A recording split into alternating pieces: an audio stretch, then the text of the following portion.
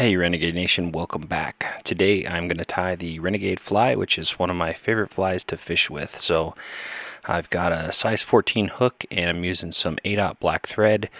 Starting off by wrapping it around the hook shank and trim the tag end off here. And then I'm going to wrap it back towards the bend of the hook shank there. And I like to use the barb kind of as a reference point of where I should stop. So wrap it back there. And then I'm going to take some brown hackle and tie that in at the rear of the fly here.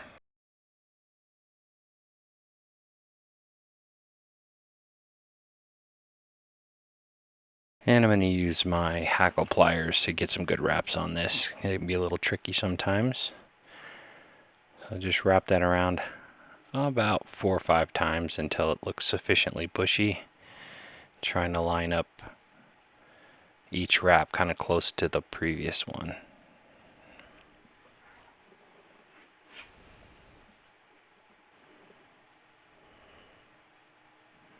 And I'm going to tie off the hackle here, just holding it straight up, put a couple wraps around there, and then trim off the excess.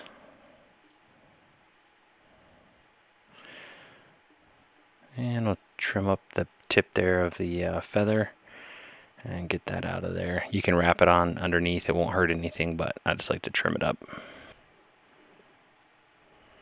So if you've got some of those feathers pushing forward there, you can kind of hold them back and build a little bit of a thread dam there to keep them pushed back. Then we're going to wrap this thread forward towards the eye there and get ready to tie in our peacock earl. I'm going to use 3 strands of peacock earl, so it's a nice fat body. So I'll just tie those in there and trim off the extra.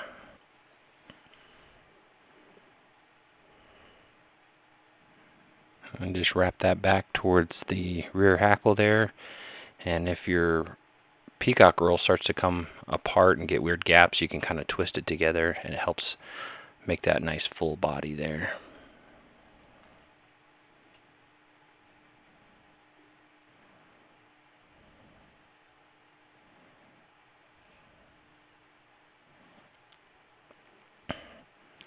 Just try to be careful not to trap any of the hackle. So just move that out of the way as I wrap back there so it's nice and tight up against it. And then I'm going to wrap it forward back towards the eye of the hook.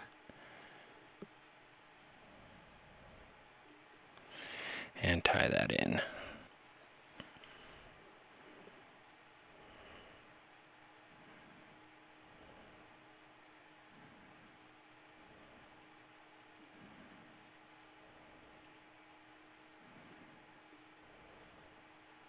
And we'll trim off the excess there.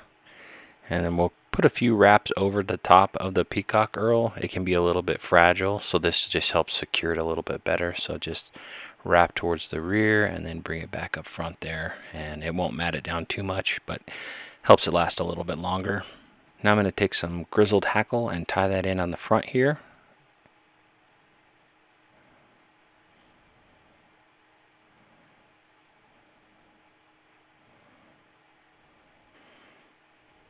Trim off the excess.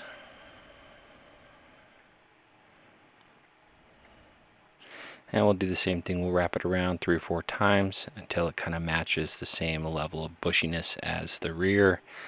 And it's actually okay to have the front hackle be a little bit more bushy or a little bit bigger. This fly is supposed to imitate a midge cluster, so all those little legs and stuff sticking out are pretty attractive to the fish. Cutthroat really seem to like it. So we'll tie that in there.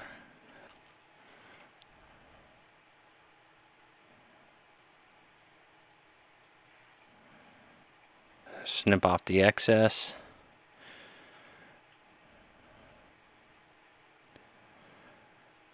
And if you got any kind of wild ones sticking out there, you can trim those up too, make it look nice. That's more for me than it is for the fish though. So we'll move that hackle back out of the way, put a couple more wraps on there.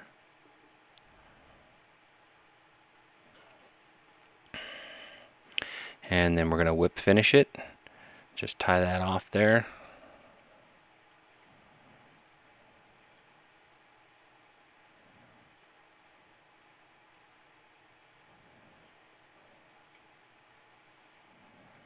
And one more.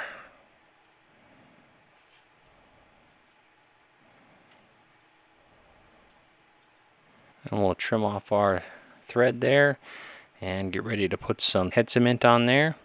Just a drop of head cement should do just fine. I'll let that soak into the thread and dry. Now as it dries, sometimes the glue will get in the eye of the hook, so I like to just poke that out a little bit, make sure that there's no glue in there. Just saves me some time later when I'm out on the river fishing. I don't have to poke those holes out when I'm trying to tie on a fly. So there we have it. That's the Renegade Fly. It's a great fly to fish with. Catches me a lot of fish. It's one of my favorites. So give it a try, and we'll see you on the next one. Thanks for watching.